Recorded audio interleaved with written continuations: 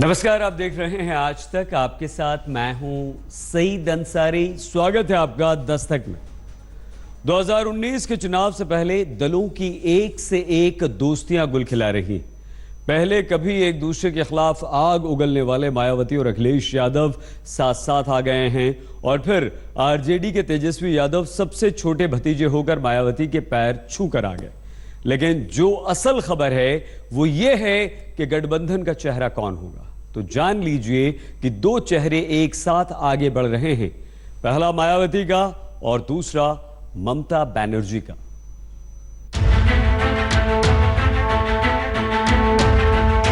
BSP अध्यक्ष के चरणों की ओर झुकते बिहार के पूर्व उप मुख्यमंत्री की इस तस्वीर को याचना समझने की भूल मत कीजिएगा और न ही वंदना।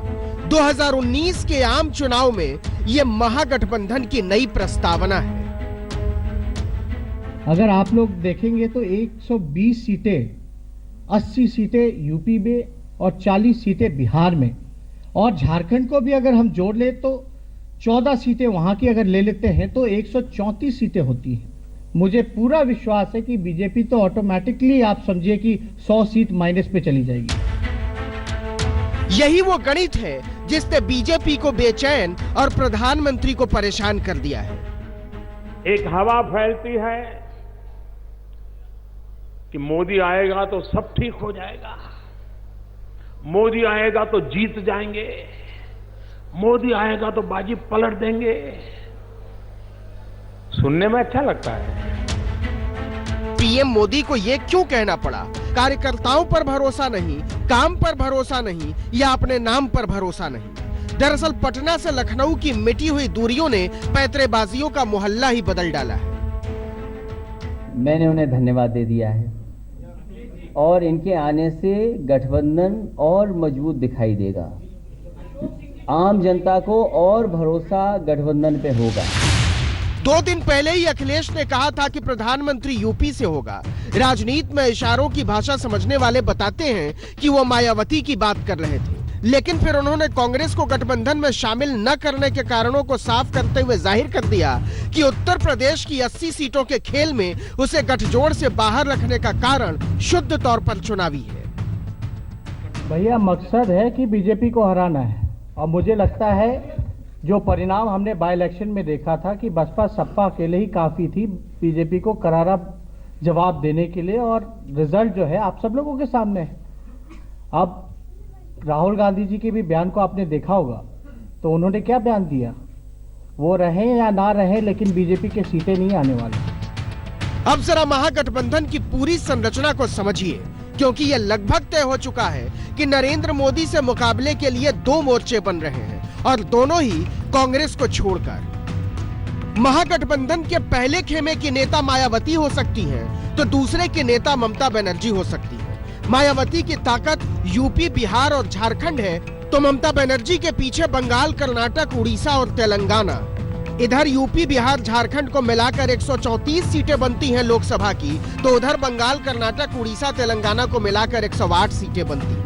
मायावती के पीछे अखिलेश यादव हैं, तेजस्वी हैं, ओम प्रकाश राजभर हो सकते हैं, अपना दल का मन भी डोल रहा है। तो उधर ममता बनर्जी के पीछे उड़ीसा के मुख्यमंत्री नवीन पटनायक, तेलंगाना के मुख्यमंत्री के चंद्रशेखर राव और कर्नाटक के मुख्यमंत्री कुमारस्वामी। इस तरह मायावती और ममता बनर्जी दोनों ही प्रधानमंत्री बनने के मंसूबे पाल रही है। अब देखिए कि पिछले ही महीने मायावती ने केसीआर से मिलने से इनकार कर दिया था और केसीआर ने अखिलेश यादव से। तभी समझ में आ गया था कि वो एक अलग मोर्चा बना सकते हैं। 100% मैं कह रहा हूं खुल के, ये माइनस कांग्रेस माइनस बीजेपी ही होगा, इसमें कोई शक नहीं। अब समझिए कि कैसे महागठबंधन की राजनीति तय हो रही है और बीजेपी की चिंता क्या है। 2017 का उत्तर प्रदेश का विधानसभा चुनाव देखिए। कुल सीटें हैं 80। समाजवादी पार्टी को वोट 21.83%, बीएसपी को 22.23% और आरएलडी को 1.78%। इसमें अपना दल और ओम प्रकाश राजभर के वोट न भी जोड़िए तो आंकड़ा बनता 45.84% का, और इसके मुकाबले बीजेपी का वोट रह जाता है केवल 39.6%। समाजवादी पार्टी को अगर मायावती जी 10 सीट देती तो अखिलेश यादव नाक रगड़ करके 10 सीटें लेते, क्योंकि उन्हें मालूम है कि उनके लिए कन्नौज की सीट बचानी भी मुश्किल पड़ रही है। दरअसल यूपी में बीजेपी चाहकर भी महागठबंधन को दरकिनार नहीं कर पा रही है। अब ममता बनर्जी के पीछे की ताकत देखिए। पश्चिम बंगाल में कुल सीटें 42 और टीएमसी के पास है 34। उड़ीसा में कुल सीटें 21, बीजू जनता दल के पास 19, कर्नाटक में 28 और जेडीएस के पास मात्र 2, लेकिन तेलंगाना में कुल सीटें 17 और टीआरएस के पास 11। इस तरह 109 सीटों में से ममता बनर्जी के पीछे 67 सीटों की ताकत खड़ी हो जाती है। बीजेपी कांग्रेस दोनों ही की परेशानी यह है कि कर्नाटक को छोड़कर इन चारों राज्यों में से किसी भी राज्य में उनका कोई बड़ा आधार नहीं है। कुल मिलाकर चुनाव में रौनक आ गई है, खासकर महागठबंधन की राजनीति में। इतने चेहरे, इतने मुहरे और इतने पैतरे खुलते जा रहे हैं कि पूछिए मत। जब तक बीजेपी और कांग्रेस एक चाल को समझ पाती हैं, तब तक सामने वाला एक कदम और आगे बढ़ चुका होता है। आज तक ब्यूरो। महागठबंधन में दल भी आगे बढ़ते जा रहे हैं और दोस्त भी। तो ऐसे में बीजेपी ने अपना दहला गुजरात से चला। सवर्ण आरक्षण को मंजूरी। 2019 चुनाव के लिए जिन छक्कों का दावा कानून मंत्री रविशंकर प्रसाद ने संसद में किया था, ये उसकी पहली आजमाइश है। तय केवल इतना होना है कि ये फायदेमंद सिद्ध होता है या नुकसानदेह। मकर संक्रांति पर गुजरात के मुख्यमंत्री विजय रूपाणी जो पतंग उड़ा रहे थे, उसकी डोर सियासत की लटाई से बंधी हुई थी। कितनी ढील देनी है, कितना लपेटना है, कितना मांझा होना चाहिए और कितनी लंबी पूंछ हो, सब तय था। सामान्य आरक्षण के लिफाफे में सवर्ण आरक्षण की पतंग सबसे पहले रूपाणी ने अपने गुजरात में उड़ाई है। गुजरात में जितनी सरकारी नौकरियों में भर्ती होगी, उसमें 10% reservation for non reservation class 10% उनको अनामत मिलेगी। आज से अमलवारी शुरू हुई है। गुजरात पहला स्टेट होगा कि जिन्होंने इतनी फास्ट डिसीजन लिया है। मतलब समझिए कि शनिवार को राष्ट्रपति ने विधेयक पर हस्ताक्षर किए और सोमवार को गुजरात में खेल बदल गया। आखिर इतनी जल्दबाजी क्या थी और फिर सबसे पहले गुजरात ही क्यों? दरअसल बीजेपी ने सवर्ण आरक्षण के जरिए एक साथ दो निशाने साधे हैं। पहला तो ये कि पाटीदारों के आरक्षण आंदोलन में फूट पड़ जाएगी और दूसरा ये कि पाटीदारों में फूट का मतलब सीधे सीधे हार्दिक पटेल कमजोर। बीजेपी इस पर खुश हो सकती है, लेकिन बात इतनी साधारण नहीं है, क्योंकि 10% आरक्षण के कई हिस्सेदार हैं और पाटीदार शुरू से कहते रहे हैं कि उन्हें हिस्सा नहीं, पूरा चाहिए। गुजरात में 23% आबादी अकेले पाटीदारों की है, लेकिन 10% में उन्हें किसके किसके साथ अपना हिस्सा बांटना होगा, ये भी समझिए। ब्राह्मण हैं, दरबार क्षत्रिय हैं, वैश्य हैं, पाटीदार हैं, दाऊदी ओहरा हैं, सैयद है, बलोच है, बाउची है, लुवाना है, साथ में कुछ और जातियां। इसलिए अभी लोगों की समझ में नहीं आ रहा है कि 10% आरक्षण के तोहफे पर मुस्कुराएं या शोक मनाएं, और जब तक समझ में आएगा तब तक 2019 का चुनाव निकल चुका रहेगा। जो भी काम किया इसमें सबसे अच्छा कदम ये जो अनामत दिया है सवर्णों को, वो बहुत बढ़िया है। के लिए बहुत खुशी की बात है और युवाओं के अंदर अभी जोश आ गया कि भाई हम भी नौकरी प्राप्त कर सकते हैं। बीजेपी ने गुजरात में बहुत तेज चाल चली है। सवर्ण इससे मोटे तौर पर खुश हो सकते हैं, लेकिन अभी वो ये आकलन नहीं कर पा रही है कि अगर विपक्ष इसे पिछड़ों, दलितों और आदिवासियों का आरक्षण खत्म करने की पहली कोशिश के तौर पर प्रचारित करने लगेगा, तब क्या होगा। अहमदाबाद से गोपी घांगर के साथ आज तक ब्यूरो। चुनाव जब भी आते हैं, धार्मिक आयोजनों का महत्व और भी बढ़ जाता है और कुंभ तो विश्व का सबसे बड़ा धार्मिक आयोजन है। प्रधानमंत्री जाते हैं, मुख्यमंत्री यहां जाते हैं, तमाम बड़े बड़े मंत्री और नेता यहां जाते हैं, लेकिन ऐसा इससे पहले कभी नहीं हुआ किसी मंत्री को महामंडलेश्वर की उपाधि दी जाए। केंद्रीय मंत्री साध्वी निरंजन ज्योति ने इस परंपरा को तोड़ दिया है।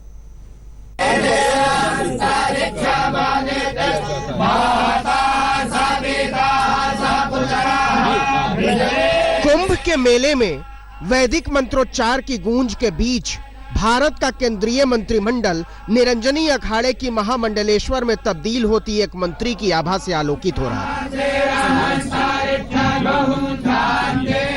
13 अखाड़ों के महामंडलेश्वरों की पुष्प वर्षा के बीच भारत के खाद्य प्रसंस्करण राज्य मंत्री साध्वी निरंजन ज्योति का पट्टाभिषेक हुआ और इस देश को पहला महामंडलेश्वर मंत्री मिला।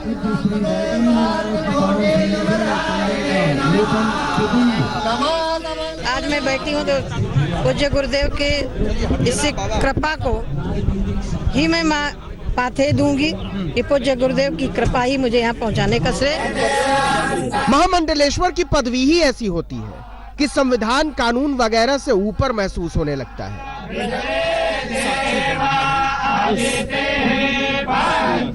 साध्वी पहले हैं, मंत्री बाद में है। युग पुरुष परमानंद महाराज शिष्या हैं वो, और कथा अच्छी कथावाचिका हैं और धर्म प्रचार हेतु बात से नहीं काफी दिनों से लगी हुई है। राम जन्मभूमि में अच्छी भूमिका निभाएंगे और सनातन परंपरा का प्रचार प्रसार करेंगी। इससे पता चलता है कि महामंडलेश्वर धर्म की बहुत ऊंची पदवी होती है, लेकिन क्या मंत्री से भी ऊंची होती है? इसकी तुलना आप कीजिए। हम तो ये बता रहे हैं कि महामंडलेश्वर होने की जरूरी शर्तें क्या होती हैं। वैरागी होना चाहिए, वेद पुराण का ज्ञाता होना चाहिए, कथा कहने में निपुणता होनी चाहिए, चरित्र और व्यवहार अच्छा हो, और तो और हमेशा मीठी और नपी तुली भाषा, क्रोध और भावावेश पर काबू। और निरंजन ज्योति की जुबान तो बहुत विख्यात रही है, भूले नहीं होंगे आप। ये आपको तय करना है कि दिल्ली में राम यादव की सरकार बनेगी, यादव की सरकार बनेगी। इतना हंगामा हुआ था कि स्वयं प्रधानमंत्री नरेंद्र मोदी को संसद में खड़े होकर कहना पड़ा था, जाने दीजिए भूल हो गई। मंत्री श्री नए भी है, उनके सामाजिक बैकग्राउंड को भी हम जानते हैं, गांव से हैं, और उन्होंने क्षमा मांगी है। संसद में अपने कदाचार पर माफी मांगनी पड़ी थी तो क्या हुआ? महामंडलेश्वर हो जाने के बाद मंत्री निरंजन ज्योति सदाचार के ताबीज बांटा करेंगी। बड़े बड़े अफसरों की सलामी, लाल बत्ती की गाड़ी, हाथ जोड़े संतरी, बंदूक वाले दरबान और माया मोह भय प्रीत राजपाट से मुक्ति के सबक। है न कमाल? ऐसे ही नहीं कहते हैं कि भारत विविधताओं का देश है। मीनाक्षी कंडवाल के साथ पंकज श्रीवास्तव, प्रयागराज, आज तक। एक बहुत पुराना दस्तूर है, चुनावों के समय जो भी बड़ी घटनाएं घटती हैं उसे उसी से जोड़ दिया जाता है। जैसे जेएनयू में देश विरोधी नारेबाजी में 3 साल बाद पेश की गई चार्जशीट। इस चार्जशीट में पूर्व अध्यक्ष जेएनयू के कन्हैया कुमार समेत 10 लोगों पर देशद्रोह का आरोप लगाया गया। 1300 पन्नों की इस चार्जशीट में 7 कश्मीरियों के भी नाम हैं। महबूबा मुफ्ती ने इस पर सवाल खड़े कर दिए हैं।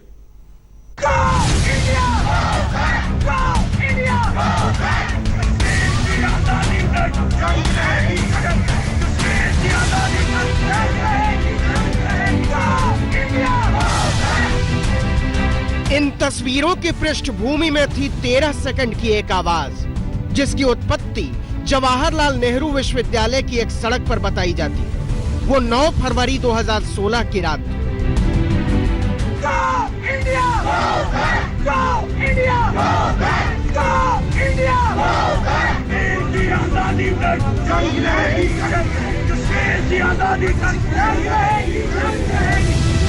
तेरह सेकंड की इन आवाजों के अपराध को समझने और लिखने के काम को दिल्ली पुलिस ने रॉकेट की रफ्तार से पूरा करते हुए मात्र 3 साल का समय लिया। और इस मात्र 3 साल में उसने पहली दफा अदालत को बताया है कि हमको करना क्या है। देखिए कि दिल्ली के पटियाला हाउस कोर्ट में 1200 पन्ने की चार्जशीट पेश हुई। जेएनयू नारेबाजी में कुल 36 आरोपी दिल्ली पुलिस ने बनाए हैं। इस चार्जशीट में 10 लोगों पर देशद्रोह का आरोप लगाया गया है।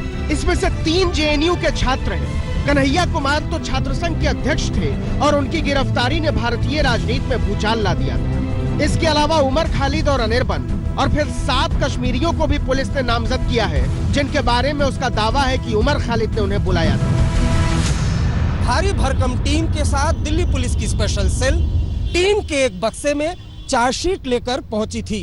जाहिर सी बात है, आने वाले दिनों में अदालत में जब ये टीम का बक्सा खुलेगा, हंगामा मचेगा। भूचाल तो कभी थमा ही नहीं, क्योंकि जब यह शुरू हुआ था तब दक्षिणी दिल्ली के 1019 एकड़ के टापू और उस टापू के विस्थापितों के अलावा इस देश में कोई नहीं जानता था कि कन्हैया कुमार कौन है, शहला रशीद कौन है, कौन खालिद उमर और कौन अनिर्बन भट्टाचार्य। लेकिन देशद्रोह के आरोपों ने जेएनयू छात्र संघ के अध्यक्ष को राष्ट्रीय राजनीति का चेहरा बना दिया। जब लोग लाल सलाम के साथ नीला सलाम लगाते हैं, जब मार्क्स के साथ बाबा साहेब डॉक्टर भीमराव अंबेडकर का नाम लेते हैं, जब अख्तुल्लाह का नाम लिया जाता है तो इनको पेट में दर्द होता है। गिरफ्तारी, कानूनी लड़ाई और जमानत की प्रक्रिया ने जेएनयू के कुल 7000 छात्रों के नेता को सियासत और सत्ता का खिलाड़ी बना दिया। कहीं ना कहीं ये सरकार घबराई हुई है और घबरा करके डिग करके जो है रंगसर करके अपने हाथ के सारे पत्ते इसने फेंक दिए हैं। चुनाव से ऐन पहले देशद्रोह की चार्जशीट कन्हैया के खिलाफ जा सकती है, इसके बावजूद कि किसी एजेंसी के पास कन्हैया के नारेबाजी का वीडियो नहीं है। खुद दिल्ली पुलिस के पास कन्हैया के नारेबाजी में शामिल होने का कोई वीडियो नहीं है। पुलिस ने केवल कुछ गवाहों के बयान के आधार पर कन्हैया को देशद्रोह का आरोपी बनाया है। देश के इंपॉर्टेंट मुद्दे हैं उनको हटाया जाए और जो वही मनगढ़ंत बातें हैं बीजेपी की, नेशनल एंटी नेशनल, किसने ये किया, वो लाया जा रहा है। दर्शक में आज के लिए बस इतना ही। अपना बहुत ख्याल रखिएगा, देखते रहिए आज तक। लेटेस्ट खबरों के लिए यूं ही देखते रहिए आज तक, और इस वीडियो के पसंद आने पर लाइक, शेयर एंड सब्सक्राइब करना ना भूलिए।